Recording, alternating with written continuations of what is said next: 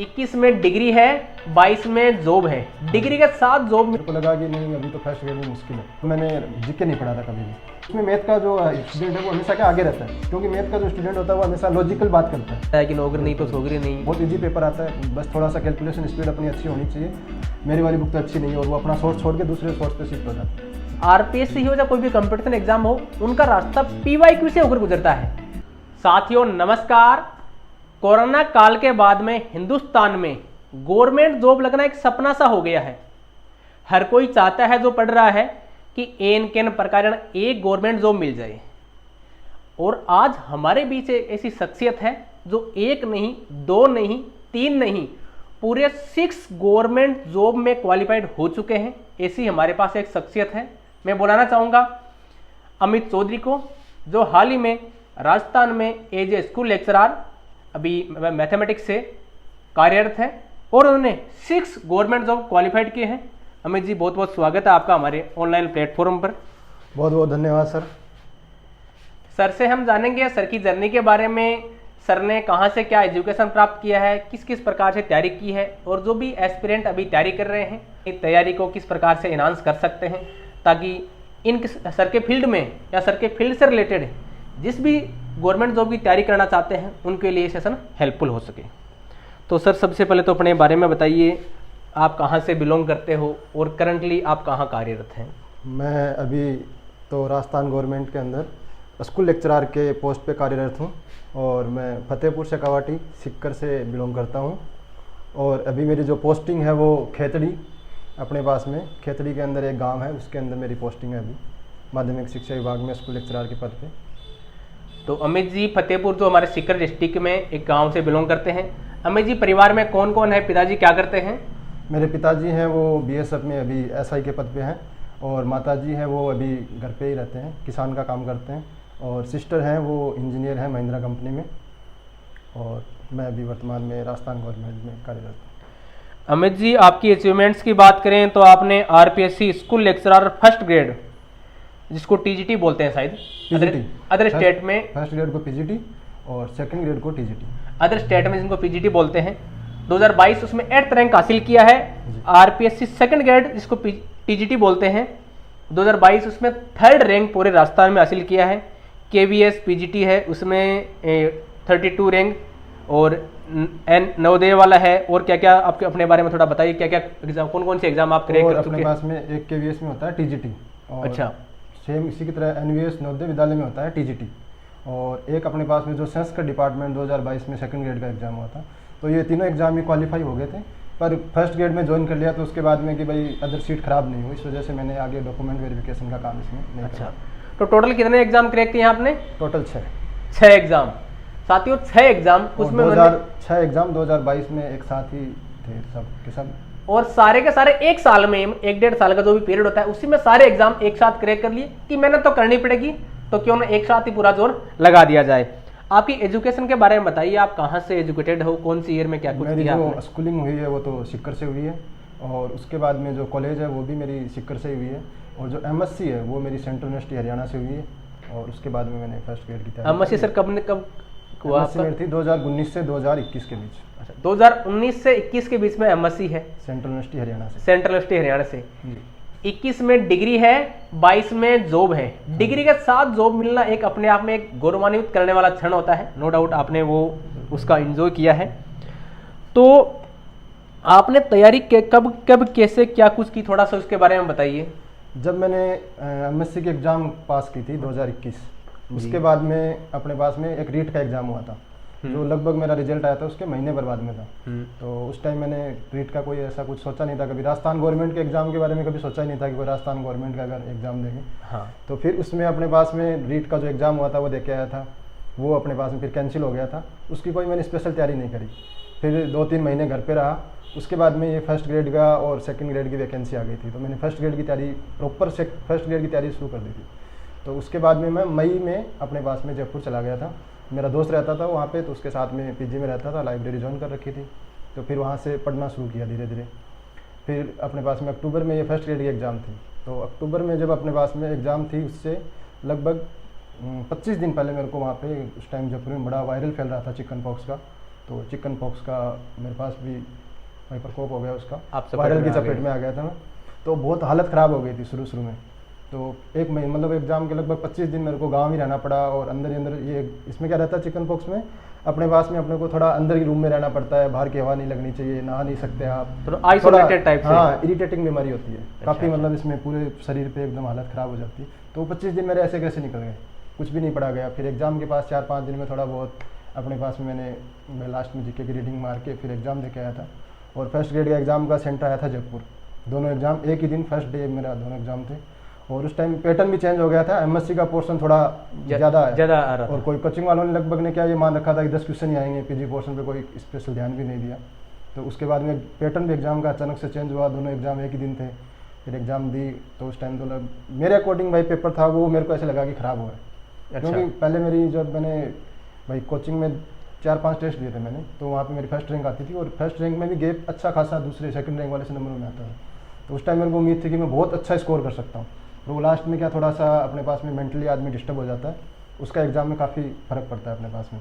तो उससे थोड़ा सा हुआ और स्कोर थोड़ा कम था। तो मेरे को लगा कि नहीं अभी तो फर्स्ट ग्रेड में मुश्किल है।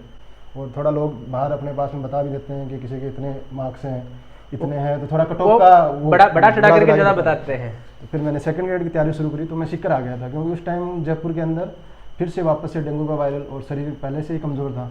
तो फिर मैंने सोचा क्यों ना सिक्कर रह की तैयारी करें। फिर सेकंड ग्रेड की तैयारी करी सिक्कर में, और फिर सेकंड ग्रेड में 3rd रैंक आई थी।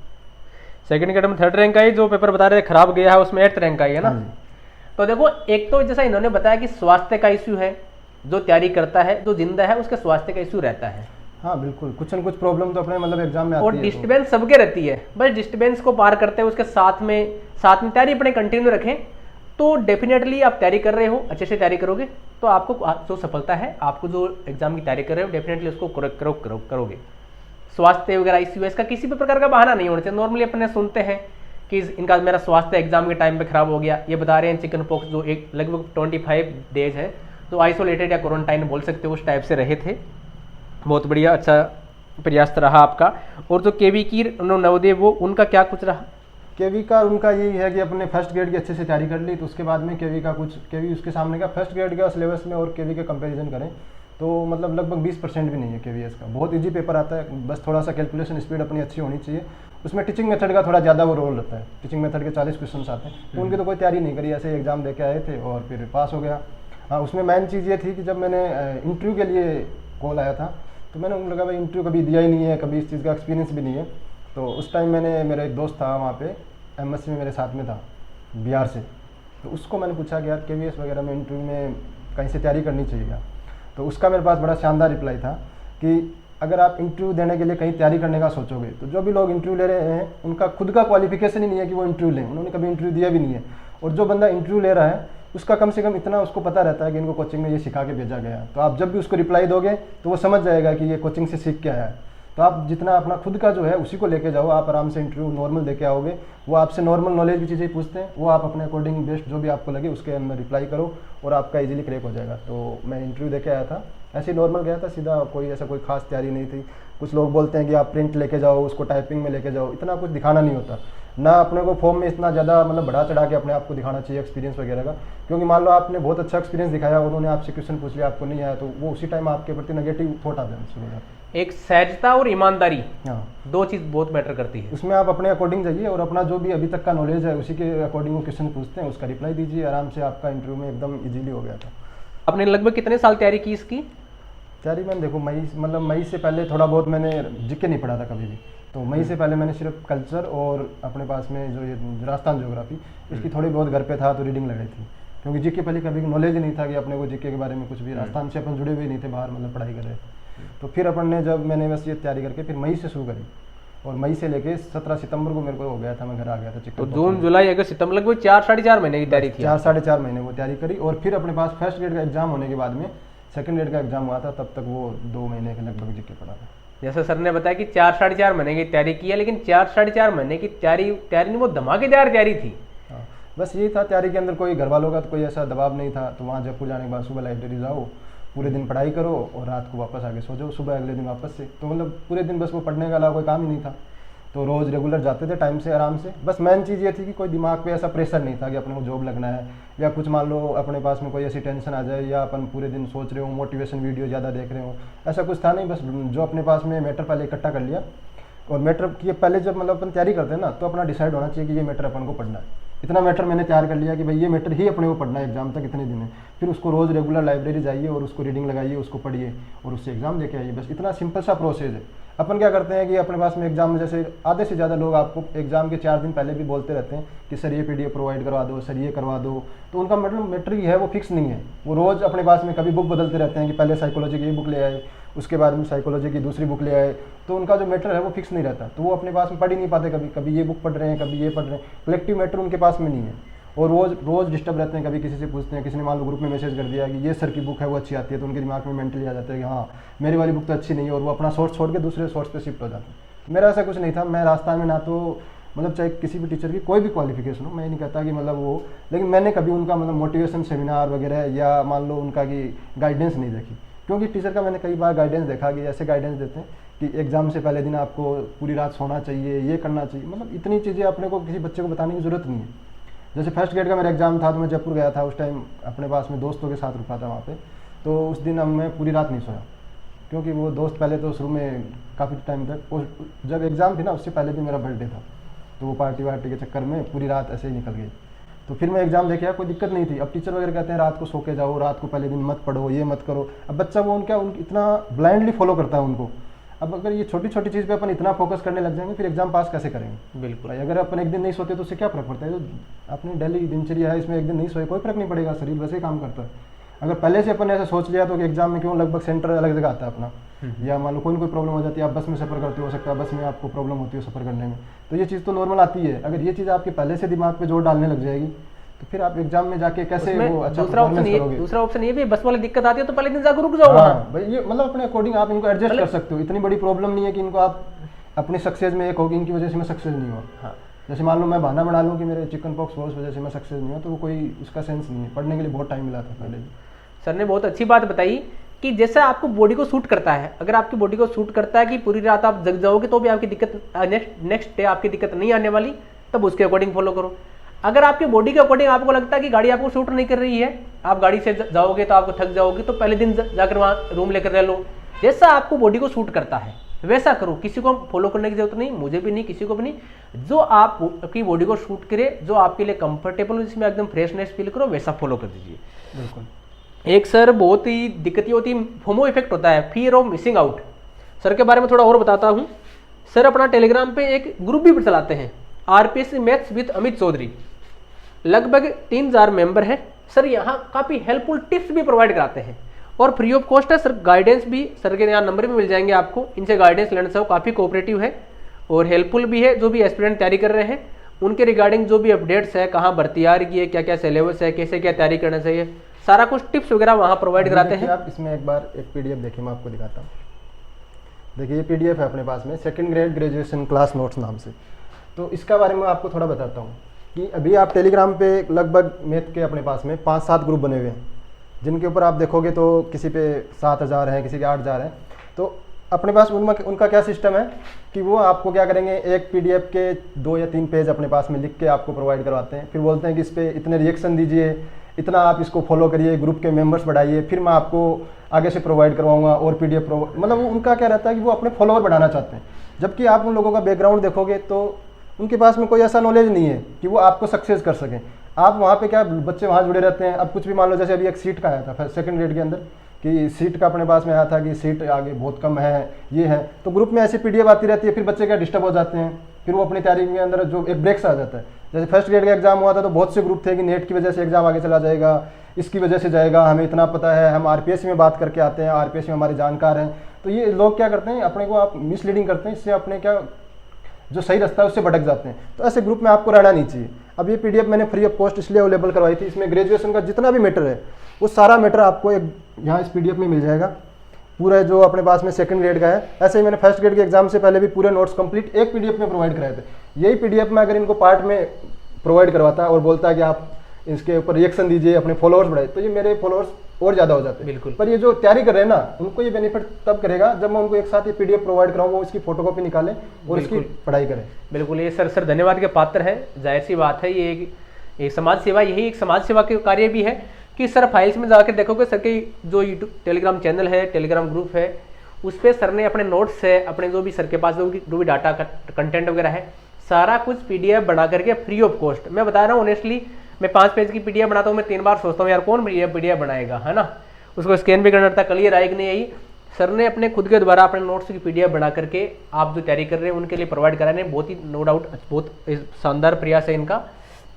तो अगर तैयारी कर रहे हो तो ये सर का टेलीग्राम ग्रुप है, ज्वाइन कर सकते हो, आपको काफी कुछ हेल्प मिलेगी, यहाँ से कंटेंट वगैरह सारे कुछ अपडेट है, और इधर उधर की चटर बटर बातें नहीं आती यहाँ। हाँ, केवल बिल्कुल, कभी ऐसा कोई नहीं है कि रोज इसमें पोस्ट डाली जा रही हो, कुछ भी ऐसा नहीं है। आपके काम की चीजें हैं वही सर यहाँ पोस्ट कर रहे हैं, सर धन्यवाद के पात्र हैं इसके लिए। हाँ, अब सर एक तो है fear of missing out. Fear of missing out मतलब कि यार सिलेक्शन ना हुआ तो क्या होगा, कई बार अपने दिमाग में चलता रहा तैयारी कर रहे हैं, अपन न हुआ तो क्या होगा, फैमिली प्रेशर होता है, ये आजकल ये शादी वाला भी चल रहा है कि नौकरी नहीं तो सोगरी नहीं, है ना। तो fear of missing out sir, इससे कैसे, क्या आपको भी लगता था कि न हुआ तो क्या होगा, या किस किस प्रकार से इसको कवर किया जाए? जब मैं MSc में था तो हमारे एक असिस्टेंट प्रोफेसर थे जो यूनिवर्सिटी के अंदर, और राजेश गुप्ता सर, तो उनका मतलब रास्ता पूरे इंडिया लेवल पे एक बार शायद 2 साल से एक महान मैथमेटिशियन का चूज़ करते हैं पूरे इंडिया लेवल पे, उन पे उनका नाम था जब मैं MSc में था। तो उन्होंने एक चीज़ बताई थी कि आप मैथ के स्टूडेंट हो तो आप अगर रोड पे भी बैठ जाओगे ना तो आपको रोज़गार मिल जाएगा, अगर आपको मैथ्स आती है तो, क्योंकि मैथ्स का इतना इंडिया के अंदर अपने पास में है कि आप कभी भी बेरोजगार नहीं रह सकते। अगर आप मान लो रोजगार या तो गवर्नमेंट जॉब में लग जाओगे, गवर्नमेंट जॉब में नहीं तो आप प्राइवेट सेक्टर में लग जाओगे, अगर आप कोई और भी मतलब प्राइवेट धंधा भी शुरू करते हो तो उसमें मैथ का जो स्टूडेंट है वो हमेशा क्या आगे रहता है, क्योंकि मैथ का जो स्टूडेंट होता है वो हमेशा लॉजिकल बात करता है, ऐसे नहीं कि मतलब जैसे दिखावे की बात या झूठी जो बातें होती हैं वो नहीं, वो लॉजिकल बात करता है तर्क पे, और अपन जब सच के रास्ते पे चलते हैं तो उससे अपने को सक्सेस मिल जाती है। तो ये तो आपको कभी डर होना ही नहीं चाहिए कि अगर गवर्नमेंट जॉब नहीं लगे तो अपने पास में क्या होगा। तो अपने पास में बहुत से ऑप्शन है, जैसे मान लीजिए सेकंड ग्रेड में आप नहीं लगे तो आपके पास में फिर NVS है, KVS है, DT+S भी है, हज़ारों वैकेंसी आती है हर साल मैथ की स्टूडेंट की। अगर आपको मैथ का नॉलेज है तो आप बेरोजगार कभी नहीं रह सकते। हाँ, और सर आपका कोई स्पेशल टिप्स जो आप जो भी एस्पिरेंट्स हैं, जो व्यूवर है देख रहे हैं उनके लिए? देखिए, तैयारी जब भी अपन किसी एग्जाम की शुरू करते हैं तो उसमें सबसे देखो मेहनत तो लगभग मतलब कुछ लोग तो सिर्फ फॉर्म भरते हैं एग्जाम के लिए तो उनकी अपन बात भी नहीं करते, लेकिन जो तैयारी कर रहे हैं मतलब नॉर्मली तो मेहनत अपनी कोशिश, जो कोई भी टीचर हो अगर वो पढ़ा रहा है तो टीचर भी कोशिश करता है कि वो अच्छा पढ़ाए, अगर कोई टेस्ट बना रहा है तो वो भी कोशिश करता है कि उसको अच्छा बनाए, चाहे बुक लिख रहा है तो कोई कोशिश करता है कि वो उसको अच्छा बनाए। तो अपन तैयारी कर रहे हैं तो भी ऐसी कोशिश करते हैं कि अपन उसको कुछ अच्छे से कर पाएँ, लेकिन उसमें क्या रहता है कि अपने पास में मेन जो फर्क है ना वो रहता है कि अपन सही दिशा में जा रहे हैं या नहीं। जो रास्ता चूज़ करते हैं ना अपन, वहीं ही अपने को क्या मिलती है, सक्सेस मिलती है। अगर आपने अच्छा रास्ता सेलेक्ट किया है उस पर आप चलोगे तो आपको इजीली सक्सेस मिल जाएगी। और मेन बच्चों के साथ यहाँ पे जो प्रॉब्लम होती है वो यही है कि उनको गाइडेंस सही से नहीं मिल पाती है। जैसे कि मान लीजिए मैंने बुक लिखी, अब उसमें मेरे से जितनी कोशिश हुई मैंने अच्छे से करी उसमें, लेकिन उसमें क्या रहता है कि अगर मैं उस बुक को बच्चों तक पहुंचाना चाहता हूं तो मैं उसको एक लिखने के बाद बच्चों को ये कहूं कि ये मेरी बुक है, आप देखिए इसके अंदर जो मैटर है अच्छा लगता है तो आप लेके आइए। एक उसकी मार्केटिंग होती है कि मैं उसको इस बेस पे एग्जाम में मतलब बच्चों को बेच रहा हूँ कि इसमें से 40 में से 40 पूरे में से आप नंबर लेके आइए, या पूरे क्वेश्चंस हैं वो सेम टू सेम इसके अंदर से आते हैं। ये जो सारी चीज़ें आती है ना मार्केट के अंदर, ये झूठ होता है। इसके अंदर अपन कई बार क्या बाउंडर में फंस जाते हैं और उसके बाद में अपन सही रास्ते पे नहीं जा पाते हैं कभी भी। जैसे कि अभी अपने पास में फर्स्ट ग्रेड के अंदर जो अपनी एग्ज़ाम होती है, सेकंड ग्रेड की एग्ज़ाम होती है, तो आपने कई पब्लिकेशन ऐसे देखे होंगे जो मिलते हैं आपको कि आप इस बुक को पढ़िए, इसमें से सारे क्वेश्चन आए। तो अगर आप किसी भी एग्ज़ाम की तैयारी करो, एक बार आप मेरी इतनी बात ज़रूर माने कि मान लीजिए एक टीचर ने मैथ की बुक निकाली और उसने बोला आपको कि मेरी बुक में से पूरे क्वेश्चन आए, या मान लो उसमें से 70 क्वेश्चन एग्जाम में आए, 80 क्वेश्चन एग्जाम में आए, उसकी PDF भी आजकल प्रोवाइड करवाते हैं एग्जाम आपको। तो आप कम से कम एक बार उस PDF को आंखों से जरूर देख लें। जिस दिन आप उस PDF को देखना सीख जाओगे ना तो आपको ये मार्केटिंग का असली पता चल जाएगा। जैसे कि PDF में क्या करते हैं, मान लीजिए अपने पास में डिफरेंशियल इक्वेशन है कांस्टेंट कोफिशिएंट की, तो उसमें जो भी अपन डिफरेंशियल इक्वेशन अलग बनाएंगे उसमें क्या करेंगे, कांस्टेंट चेंज कर सकते हैं अपन, बिल्कुल। तो अलग अलग डिफरेंशियल इक्वेशन बनते जाएगी। अब वो टीचर ने एक क्वेश्चन अपने पास में इसमें कांस्टेंट डिफरेंशियल इक्वेशन के करा दिया कोफिशिएंट का, फिर उसने ये प्रूफ लगा रखा है कि देखो मैंने ये क्वेश्चन करा रखा ना, ऐसा ये क्वेश्चन है, ऐसे उस बुक में आपको प्रूफ मिलते हैं। तो जब आप ये प्रूफ देखोगे ना तो आपको खुद अंदाजा हो जाएगा कि आप जो मैटर सेलेक्ट कर रहे हो वो सही है या नहीं है। किसी को ब्लाइंडली फॉलो नहीं करना चाहिए अपने को। तो एक बार उस PDF को आप देखोगे ना तो आपको हकीकत पता चलेगा कि ये मैटर सही है या नहीं है। उससे आपका उस पर तो कम भी कम मतलब अपन पूरी 6 महीने या 7 महीने जिस भी चीज़ को फॉलो करें उसके लिए 10-15 मिनट निकाल सकते हैं अपन। तो उस PDF को आप एक बार, या कोई टीचर बोलता है कि जैसे मेरा पढ़ाया हुआ सारा आया या कोई वीडियो में से मेरे सारे क्वेश्चन आए, तो एक बार उसको आप खुद रीचेक करिए कि क्या वास्तव में ये आए या ये झूठ बोल रहा है टीचर। तो आपको पता चलेगा कि 90% ऐसे जो सोर्स हैं वो झूठ हैं। कि आप देखोगे क्वेश्चन कुछ और लगा रखा है, एग्जाम में कुछ और पूछा हुआ है, तो आपको फिर पता चल जाएगा कि ये सोर्स अपने, क्योंकि वो मार्केट में उसमें बुक में ऐसी कोई गलती नहीं कि वो मतलब बहुत अपना नुकसान करती है, लेकिन वो जो मार्केट कर रहे हैं ना उस बुक का, वो कर ही इस बेस पे रहे हैं कि हमारी बुक में से डायरेक्ट क्वेश्चन आते हैं और उसको आप याद कर लीजिए। और जबकि ऐसा हो नहीं रहा, तो बच्चा तो क्या हो गया, उसमें मेहनत कर रहा है उसको याद करने में, जबकि वो एग्जाम में आ नहीं रहा, तो बच्चा क्या हो जाता है, फिर सक्सेस नहीं हो पाता है। तो ऐसे किसी को ब्लाइंडली फॉलो अपने को नहीं करना चाहिए। उसकी कोई भी रैंक हो, चाहे वो कहीं भी सक्सेस हुआ हो, चाहे असिस्टेंट प्रोफेसर हो, चाहे से वो RS हो, चाहे आई, उसको ब्लाइंडली फॉलो नहीं करना। उसको एक बार रीचेक जरूर करिए, आप उसको देखिए कि क्या ये सही है। तो आप ये जो मिस गाइड करते हैं, जो ये दलदल बाहर बना हुआ है अपने पास में कि बर्थडे ऑफर आ गया, आज ये वाला ऑफर आया, आज आप ये करिए, एक क्लास देख के ये आप टॉपर बन जाओगे, एक क्लास में से पूरा ये आ जाएगा, तो ऐसी जो ये गाइडलाइंस है इनको आपको कभी फॉलो नहीं करना चाहिए। बस मेन चीज़ यही है, इस चीज़ से आप बच जाओगे। तो अगर बुक पढ़ोगे तो देखो निश्चित है आपको सफलता मिलेगी। तो जितना हो सके, जैसे ये फर्स्ट ग्रेड एग्जाम हुआ है, इसमें लगभग लोग जो है वो कॉन्टैक्ट में है जिनके अच्छे मार्क्स हैं, तो उन सब लोगों ने, ज़्यादातर लोगों का क्या है कि उन्होंने सेल्फ मेहनत करी है। उनका बैकग्राउंड आप देखोगे किसी अच्छी जगह से वो पढ़े हुए हैं, अच्छी यूनिवर्सिटी से पढ़े हुए हैं, कोई डिपार्टमेंट राजस्थान यूनिवर्सिटी से पढ़ा हुआ है, कोई सेंट्रल यूनिवर्सिटी से पढ़ा हुआ है, कोई DU से पढ़ा हुआ है, कोई BHU से पढ़ा हुआ है, तो उनको मैथ पहले से आती है। उनका किसी कोचिंग का ऐसा योगदान नहीं है उनमें कि कोई टीचर ने उनको आज बड़ा बना दिया, फर्स्ट ग्रेड बना दिया, सेकंड ग्रेड। उन लोगों को मैथ्स आती है ना, उस वजह से वो लोग आज अपने पास में इस मुकाम तक पहुँचे।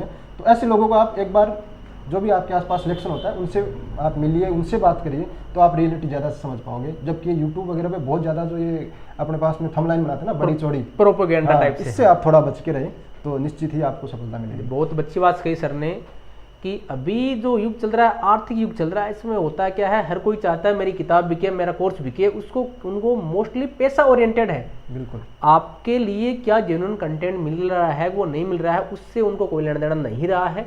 100 में से मान लो 95 लोग हैं, उनका टारगेट है कि भैया आप पे जेब में पैसा है, वो हमारे जेब में आ जाए। बस बिल्कुल, ये ज़्यादा वो अपनी हर चीज़ में थोड़ा मेहनत करते हैं, ऐसा नहीं कि वो बिल्कुल, लेकिन जब वो फाइनेंशियली आते हैं ना, उसके लिए वो झूठ बोलना शुरू कर देते हैं और बच्चे के वही नुकसान हो जाता है। वो आपको झूठ के प्रोपेगेंडा में नहीं फंसना, आपको क्रॉस वेरीफाई करना है कि क्या ये सामने वाली चीज़ बता रहा है, क्या ये जेन्युइन चीज़ है क्या। क्योंकि कैमरे पे खड़े होकर के उसके बारे में अपनी बड़ाई, खुद की महिमा मंडन करना अच्छी, वो लगभग हर लोगों का था, मेहनत भी करते हैं, ऐसा नहीं करता, लेकिन आपको मिस गाइड बिल्कुल नहीं होना था। उनको क्रॉस वेरीफाई करो, क्या ये टीचर पढ़ा रहा है, उनकी बुक से आ रहा है कि नहीं आ रहा है। नॉर्मल जेन्युइन बुक है, जो RPSC जहाँ से क्वेश्चन पुटअप करती है वहाँ उनको फॉलो करो, जैसे अपने JPS और नौकात होती है। बिल्कुल, यही अपने पास में नॉर्मल जो उनको फॉलो किसी भी एग्जाम के लिए सबसे बेस्ट है प्रीवियस ईयर क्वेश्चन। हाँ, प्रीवियस ईयर क्वेश्चन। देखो हिस्ट्री अपने पास में हमेशा, हिस्ट्री इसलिए पढ़ाई जाती है कि अपन हिस्ट्री से सीख सके। बिल्कुल बिल्कुल, कभी भी हिस्ट्री डेट याद करने के लिए नहीं होती। हिस्ट्री बिल्कुल इसलिए होती है कि अपन हिस्ट्री से शिक्षा ले सकें कि कौन सी चीज़ सही है और कौन सी गलत। तो सर प्रीवियस ईयर क्वेश्चन कितना बड़ा रोल रहता है? देखिए अपने पास में आजकल सबसे बड़ा जो बिजनेस है वो है टेस्ट सीरीज। आप टेस्ट सीरीज में देखते हो, टेस्ट सीरीज में क्या होता है, 40 क्वेश्चन की 40 टॉपिक वाइज क्वेश्चन चल रहा है, 40 का ये। फिर पेपर आप देख रहे हो तो वो एग्जाम लेवल के पेपर नहीं है।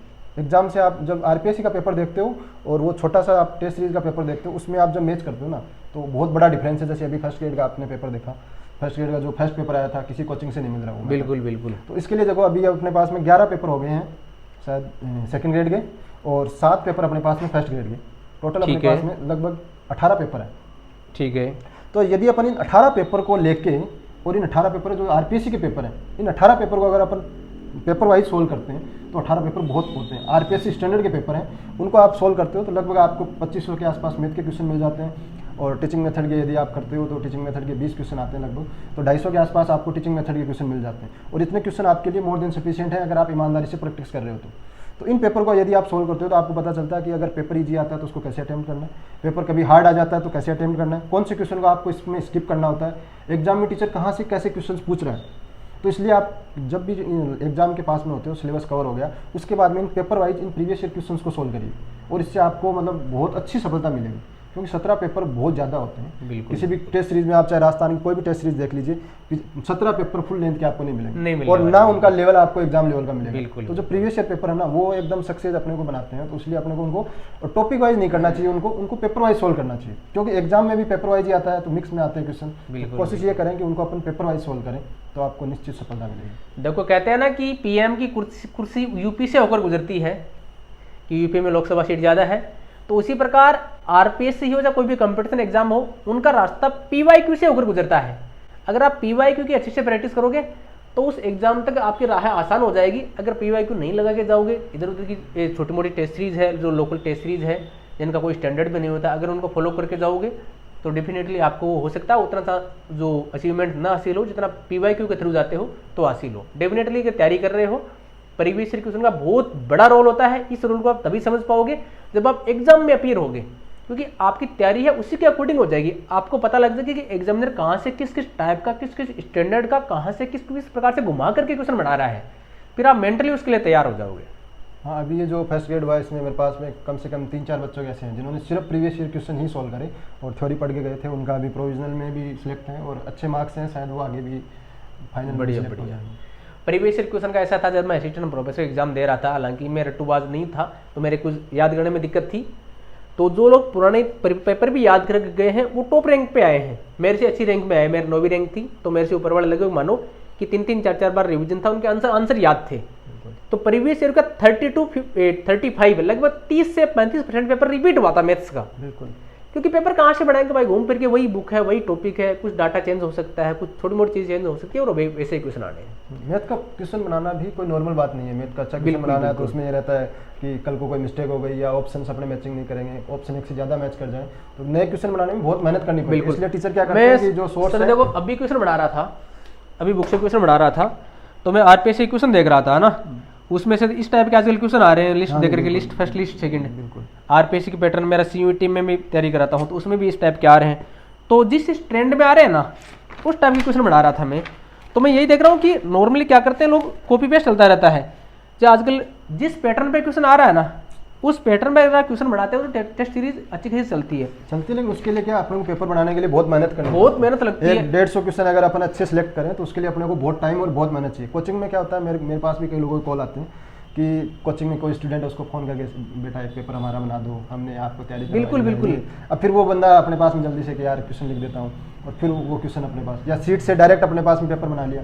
तो ऐसे पेपर का अपन बच्चा उसमें अगर नंबर मान लो जैसे सीट से डायरेक्ट पेपर आता है, उसमें आप कुछ जो बंदे जिनको सीट के आंसर याद हैं उनके तो अच्छे मार्क्स आएंगे, और आपने मान लो अगर पेपर में याद नहीं करके गए, आप सोल्व करोगे तो आपके उनसे तो जो याद करके गए आंसर उनसे तो कम मार्क्स आएंगे। बिल्कुल। फिर वो बंदा क्या डिमोटिवेट हो जाता है कि यार मेरे तो नंबर नहीं आ रहे टेस्ट। और अगर मान लो आप कोचिंग का देखते हो, जैसे एक टीचर पढ़ा रहा है, कोचिंग पढ़ा रहा है, तो वो पूरा सिलेबस करवा रहा है उसको, बच्चा उससे रेगुलर जुड़ा हुआ है, फिर उनकी टेस्ट सीरीज से आप उनके जो बच्चे देखते हो, सीट के डायरेक्ट क्वेश्चन टेस्ट सीरीज में डाल, फिर भी उसमें आप देखोगे अगर 1500 बच्चे दे रहे हैं तो उसमें से 10 बच्चे ही पास हो रहे हैं। बिल्कुल। जबकि वो सीट से पेपर आ रहा है। तो आप ये जो लेवल यहाँ से अगर एक बार चेक करोगे ना, आप रीचेक की क्रॉस चेक करोगे तो आप पता चलेगा कि कोचिंग में वो लेवल नहीं है जो अपन एग्जाम क्रैक कर सकते हैं। एग्जाम के लिए आपको खुद से मेहनत करनी पड़ेगी, क्योंकि अब फर्स्ट ग्रेड में आप देखते हो तो लगभग अपने पास में IIT से भी आ रहा है, MSc करके, सेंट्रल यूनिवर्सिटीज़ भी बहुत हो गई है, अपने पास में लोकल जो अपनी यूनिवर्सिटीज़ हैं इनसे भी आ रहे हैं, तो बच्चे काफ़ी मेहनत करके आते हैं, तो उनको मैथ का अच्छा खासा नॉलेज है। अब उनसे अपने को अगर फाइट करना है तो अपने को खुद से सेल्फ मेहनत करनी पड़ेगी, बुक्स पढ़नी पड़ेगी, उस एग्जाम के पैटर्न को समझना पड़ेगा,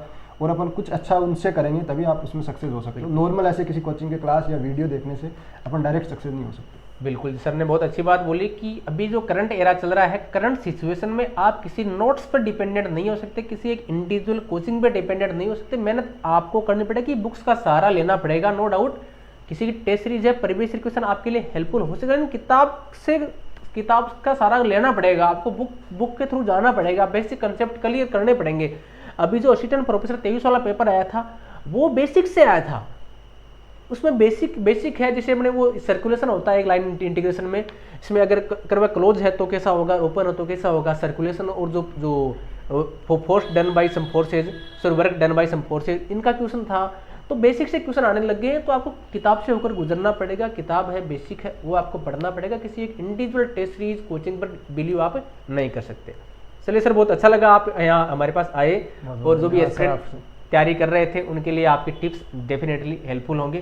सर, ये छोटा सा एक पेन है आपके लिए। धन्यवाद सर, थैंक यू।